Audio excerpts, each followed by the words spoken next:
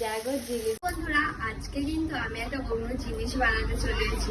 তো কি বলি, কিছুদিন আগে আমরা গেছিলাম স্মার্ট বাজারে, সেখান থেকে আমি কিন্তু এই জিলিপি বাড়িতে বানানোর একটা রেডিমেড তৈরি করা রয়েছে ভিতরে পুরো ব্যাটারটা। তো এটাকে বাড়িতে শুধু ভেজে আর মিষ্টির রসে ডোবাতে হবে, এরকম ব্যাপারটা রয়েছে।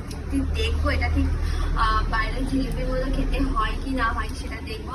আর আমি তো ট্রাই করছি এবং তোমাদেরকে ট্রাই করে বলবো যে ঠিক কেমন হয় খেতে। আর যদি ভালো হয় অবশ্যই তোমাদেরকে বলবো এটা কিনতে, এবং টেস্টিটা কেমন ঠিক আমি তোমাদেরকে বলবো আর তোমাদের সাথে শেয়ার করবো সব কিছু।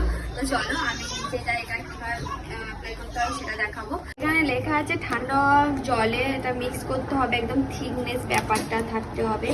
তো আমি এখানে কাটিয়ে দাঁড়াবো, এখানে এইটুকু আছে। এবার প্যাকেটটা কেটে আমি এবারে আমার এই বোলেতে রাখছি।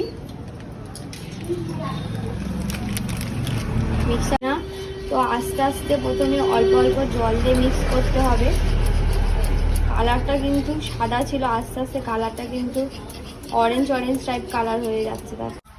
তো দেখো এরকম বেশ ব্যাটারটা হয়েছে। এরকমভাবে করতে হবে, গুঁড়ো করে প্রথমে জল দিয়ে দিলে হবে না। এবারে এটাকে আমি একটু ভালো করে ধুয়ে নেব, ধুয়ে নিয়ে এর ভিতরে দিয়ে দেবো পুরোটা, দিয়ে আমি জিলিপির আকার করবো। পারি কি দেখি আগে, চলো। জলের মধ্যে আমি আস্তে আস্তে এটা দিয়ে দেবো।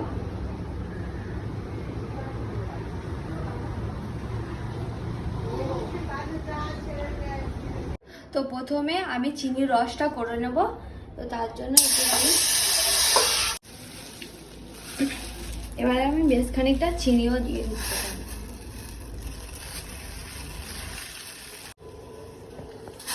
তো এদিকে এই রসটা ততক্ষণ হোক, আর আমি এখানে এদিকের গ্যাসটা জেলে আমি তেলটা গরম করতে বসাই। এটা আমি এখানে তেল দিয়ে দিচ্ছি।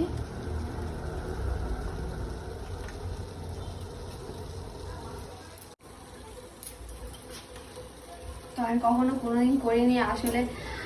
জিলিপির আড়াইটা প্যাচ দিতে পারো কি তাও জানি না, যারা করতে পারে তারা খুবই ভালো। তো এটা তো এবার আস্তে আস্তে দিই। কেমন করতে হবে, দুবার পাক খাওয়াতে হবে।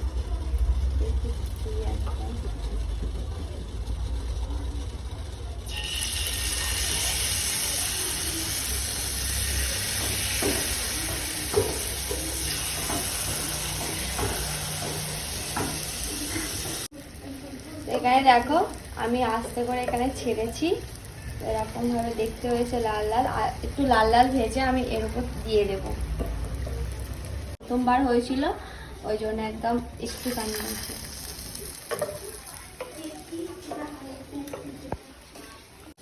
তো একটুখানি এই রসে ভেজানোর পর আমি থালাতে তুলে নিয়েছি। দেখো ঠিক দেখতে এরকম লাল লাল মতো হয়েছে।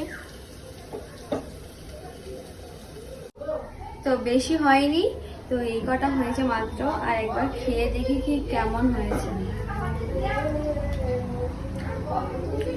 ভালো হয়েছে খেতে, পুরো অন্যরকম হয়েছে। মোটামুটি জিলিপির মতো একটু টেস্ট হয়েছে, ভালো হয়েছে। চলো বাড়ির সবাইকে একটু একটু করে দিয়ে আসি।